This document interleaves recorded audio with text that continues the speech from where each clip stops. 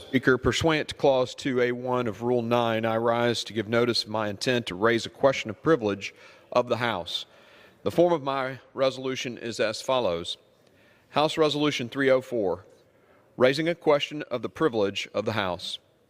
Whereas Michael Cohen testified under oath as a witness before the House Committee on Oversight and Reform on February 27, 2019, whereas Michael Cohen falsely testified under oath, quote, I have never asked for nor would I accept a pardon from President Trump, end quote. Whereas in truth and fact, attorney for Michael Cohen, Lanny Davis, admitted on March 6, 2019 that Cohen, quote, directed his attorney to explore possibilities of a pardon at one point with Donald J. Trump, lawyer Rudy Giuliani, as well as other lawyers advising President Trump, end quote.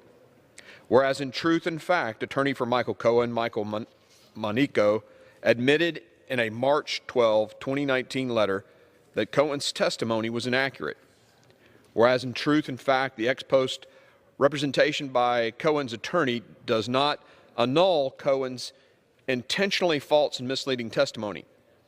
Whereas in truth and fact, Cohen's testimony under oath was delivered in the context of apologizing for all his criminal activities.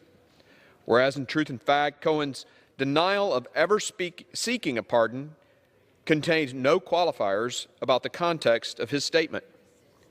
Whereas, in truth and fact, Cohen's denial of ever seeking a pardon as uttered under oath in his testimony was absolute and unequivocal.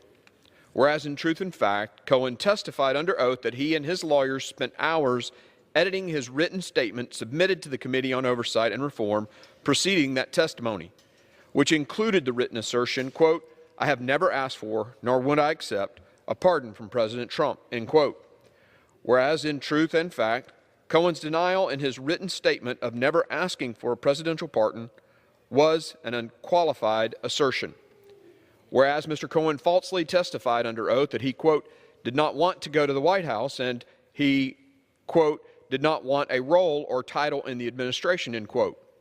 Whereas in truth and fact, the United States Attorney's Office for the Southern District of New York submitted to federal court a sentencing memorandum expressing Michael Cohen's desire to work in the White House, explaining, quote, during and after the campaign, Cohen privately told friends and colleagues, including in seized text messages, that he expected to be given a prominent role and title in the new administration.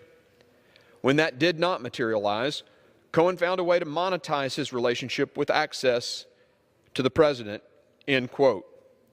Whereas Michael Cohen falsely testified under oath on other factual matters of material significance, whereas Michael Cohen's intentionally false testimony was aimed at obscuring the truth and ameliorating the extent of his own personal embarrassment, whereas intentionally false testimony to a committee of the House of Representatives harms the integrity of the proceedings of the House, whereas it is a federal crime to provide false information to Congress, and the failure to enforce this crime further undermines the integrity of the House.